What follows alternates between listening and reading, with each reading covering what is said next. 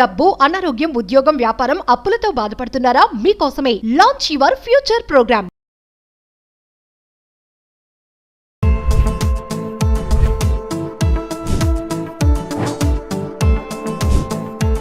Hi viewers, India's largest digital media network Suman టీవీకి స్వాగతం. ప్రస్తుతం మనతో ఏఐ ఎక్స్పర్ట్ బాలాజీ గారు ఉన్నారు. సో ఏఐ వల్ల ఏమైనా ప్రాబ్లమ్స్ ఉన్నాయా? ఇప్పుడైతే చాలా డౌట్స్ ఉన్నాయి ఇమేజెస్ గురించి బాలాజీ గారు. సో అంటే ఇంకో పర్సన్ మన ఇమేజెస్ తో ఏమన్నా మనకి ప్రాబ్లం క్రియేట్ చేయొచ్చా? ఆల్రెడీ చాలా ఈ మధ్యకాలంలో చూస్తూ ఉన్నాం, లైక్ మచ్చల గురించి కానీ, లేకపోతే డ్రెస్సింగ్ గురించి కానీ, ఫొటోస్. సో అలా ఎలాంటి ప్రాబ్లమ్స్ వస్తాయి? దాని వల్ల అవి రాకుండా చేయనీకైతే నాకు తెలిసి ఏమో ఉందో లేదో తెలియదు కానీ, బట్ ఒక అవేర్నెస్ కోసం అడుగుతున్నాను. యాక్చువల్ గా మనకి ప్రీవియస్ గా ట్రెండింగ్ అవుతుంది.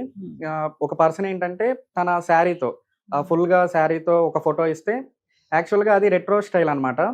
రెట్రో స్టైల్ అంటే మనకి ప్రీవియస్ గా ఓల్డ్ మూవీస్ లో ఎట్లా ఉంటుందో అట్లా డిజైనింగ్ అనేది చేయాలనుకుంటే ఒక ప్రాంప్ట్ అడిగారు. తను ఏంటంటే ప్రాంప్ట్ ఇచ్చారు. ఇచ్చిన తర్వాత ఏంటంటే స్లీవ్లెస్ డ్రెస్ వచ్చింది. డ్రెస్ చేతి మీద, హ్యాండ్ మీద మోల్ అనేది ఉంది. ఇప్పుడు ఎందుకు మనకి ప్రీవియస్ గా ఇచ్చిన ఇమేజ్ లో అయితే మోల్ లేదు, కాకపోతే ఇమేజ్ ఏ ద్వారా జనరేషన్ చేసిన ఇమేజ్ కి అయితే ఆ మోల్ అనేది యాడ్ అయింది. అది ఎట్లా యాడ్ అవుతుందంటే, ఇప్పుడు ఆ పర్సన్ ఏం చేస్తారంటే ఇన్స్టాగ్రామ్ లో కానీ, లేకపోతే యూట్యూబ్ లో కానీ, లేకపోతే వేరే సోషల్ మీడియా ప్లాట్ఫామ్స్ లో తను మోల్ ఉన్న ఫోటో ఎక్కడో ఇచ్చుంటారు. ఇంకోటి ఏంటంటే మనకి గూగుల్ వాళ్ళది డ్రైవ్ ఉంటుంది, గూగుల్ మై డ్రైవ్ అని ఉంటుంది. దాంట్లో ఏంటంటే మనకి చాలా మంది ఇమేజెస్ అనేవి సేవ్ చేసుకుంటారు, వీడియోస్ సేవ్ చేసుకుంటారు. ఇట్లా ఏంటంటే మల్టిపుల్ వేస్ లో మనం ఎక్కడో చోట ఆ ఇమేజ్ అనేది ఇచ్చుంటాం. అంటే మనకి ఆ పర్సన్ ఏం చేస్తారంటే నార్మల్ ఇమేజెస్, తను స్లీవ్లెస్ గా ఉన్న డ్రెస్సెస్, ఫొటోస్ ఎక్కడో ఇచ్చుంటారు. మనకి ఎట్లా చేస్తుంది, మనం ఇప్పుడు ఏదైనా ప్రాంప్ట్ ఇచ్చితే ఏం చేస్తుంది అంటే ఆ పర్సన్ కి సంబంధించిన ప్రీవియస్ గా తన డేటాబేస్ లో చూస్తుంది. ఇప్పుడు స్కాన్ చేస్తుంది మొత్తం. ఈ పర్సన్, ఈ ఫోటోతో ఉన్న పర్సన్ స్కాన్ చేయడం వల్ల తన సోషల్ మీడియాలో కానీ, లేకపోతే ఎక్కడన్నా యూట్యూబ్ లో కానీ ఆ ఇమేజ్ అనేది దొరుకుంటది. ఆ ఇమేజ్ తీసుకుని ఇదేంటంటే మనకి జనరేషన్ అనేది చేస్తుంది. సో దీనివల్ల ఇబ్బంది ఉంటుందా అంటే ఖచ్చితంగా ఉంటుంది. అంటే మన డేటా అనేది మనకి సెన్సిటివ్ ఇన్ఫర్మేషన్, మన ఫోటో అనేది సెన్సిటివ్ ఇన్ఫర్మేషన్ కింద వస్తుంది. అది వేరే వాళ్ళకి ఇప్పుడు దాని ద్వారా ద్వారా మనకి ఆ గూగుల్ ద్వారా వేరే ఏదైనా థర్డ్ పార్టీ కంపెనీస్ కానీ ఏదైనా డేటా అనేది లీక్ అయినా మన ఇమేజెస్ ని ఫ్రాడ్ చేసే వాళ్ళు ఎట్లాగైనా యూజ్ చేసుకుంటారు. సో నేను ఏం చెప్తానంటే, మీకు అట్లాంటి భయం ఉంటే, నా డేటా అనేది ఏదైనా మిస్యూజ్ చేస్తారు, ఏదైనా ప్రాబ్లం ఉందంటే మీరు ఏఐలో మీరు పర్సనల్ ఇమేజెస్ అనేవి అప్లోడ్ చేయొద్దు. అండ్ ఇంకో ఇంపార్టెంట్ థింగ్ ఏంటంటే, మనం ఫోన్ యూజ్ చేస్తున్నాం అంటే మన డేటా అనేది మనకి సెక్యూరిటీగా ఉండదు. ఎగ్జాంపుల్గా మీకు చాలా లోన్ అప్లికేషన్స్ ఉంటాయి. మీరు ఏదైనా అర్జెంటుగా లోన్ అవసరం ఉండి ఒక 1000 రూపీస్కి, స్టూడెంట్స్ ముఖ్యంగా 1000 రూపీస్కి, ఇట్లా 5000 రూపీస్కి వాళ్ళు ఏంటంటే ఆ లోన్ అప్లికేషన్లో వాళ్ళు స్టార్టింగ్ లాగిన్ అవ్వగానే ఎలో యాక్సెస్ ఉంటుంది. కంప్లీట్గా మన కాంటాక్ట్స్ని ఎలో చేస్తాం, మన గ్యాలరీని ఇచ్చేస్తాం. వాళ్ళు ఏంటంటే ఆ డేటాని వాళ్ళు తీసేసుకుంటారు. మన డేటా అంతా కంపెనీ చేతుల్లో ఉంటుంది. ఇప్పుడు మనం ఎగ్జాంపుల్గా ఏదైనా లోన్ కట్టలేదు, ఒక 1 వీక్ దాకా లోన్ కట్టలేదు, వాళ్ళ కాల్స్ కూడా మనం లిఫ్ట్ చేయడం లేదు. అప్పుడు వాళ్ళు ఏం చేస్తారంటే ఆ డేటాని యూజ్ చేసుకుంటారు.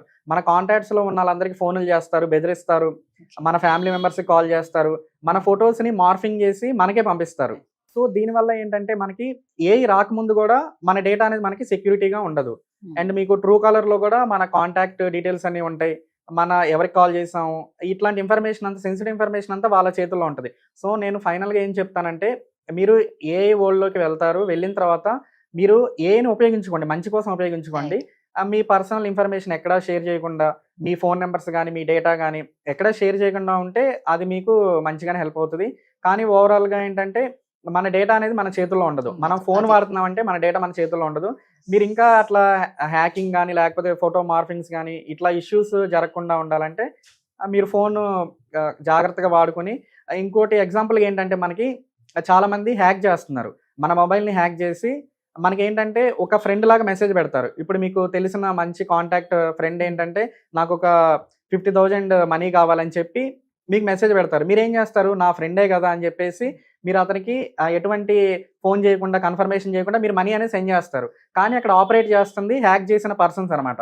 వాళ్ళు మన మొబైల్ హ్యాక్ చేసి మన డీటెయిల్స్, మన చాట్ వాట్సాప్లోకి వెళ్ళిపోయి అట్లా హ్యాకింగ్ అనేది చేస్తారు. సో నేను దీనికి ఏం చెప్తానంటే, ఎవరన్నా మీకు మనీ అడిగినా, లేకపోతే ఏదన్నా మనీ కాకుండా ఏదైనా నీడ్ ఉన్నా సరే, ఎక్కడికైనా రామన్నా సరే, మీరు ఏం చేస్తారంటే ఆ పర్సన్ని కనుక్కోండి ఫస్ట్. ఎంత ఇంపార్టెంట్ ఫ్రెండ్ అయినా మీరు అతనికి కాల్ చేసి 1 minute కాల్ మాట్లాడి మీరేనా కాదని కన్ఫర్మ్ చేసుకుంటే మీరు సేఫ్ సైడ్లో ఉంటారు. అండ్ ఇంకో ఇంపార్టెంట్ థింగ్ ఏంటంటే మీరు లింక్స్ అని క్లిక్ చేయకూడదు. మీకు అన్వాంటెడ్ లింక్స్ వస్తాయి. ఎవరో తెలియని పర్సన్స్ మీకు ఏంటంటే ఇప్పుడు ఫ్లిప్కార్ట్ బిగ్ బిలియన్స్ డే అని జరుగుతుంది.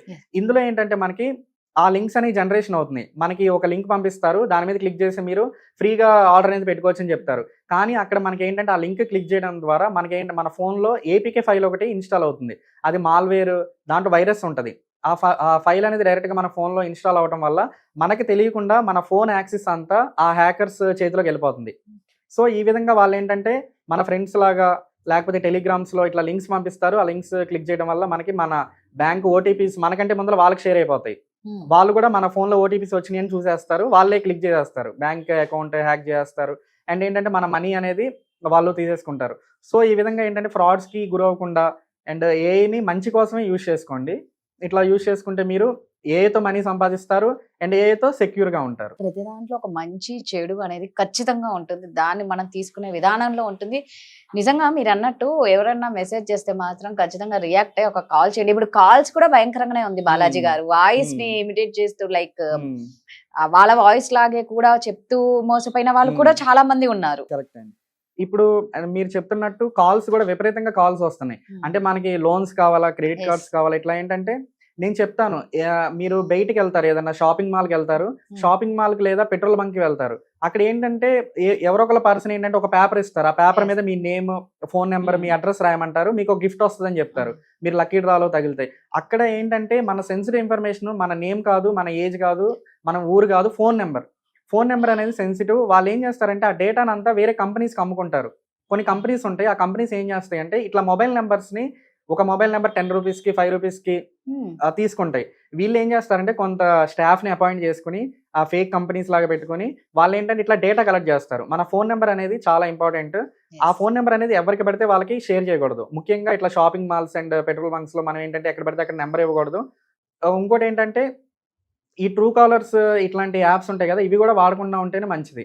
ఎందుకంటే మన డేటా అంతా తీసేసుకుంటున్నారు, వాళ్ళకి కూడా మన ఫోన్ నెంబర్ కంప్లీట్ ఇన్ఫర్మేషన్ వెళ్ళిపోతుంది.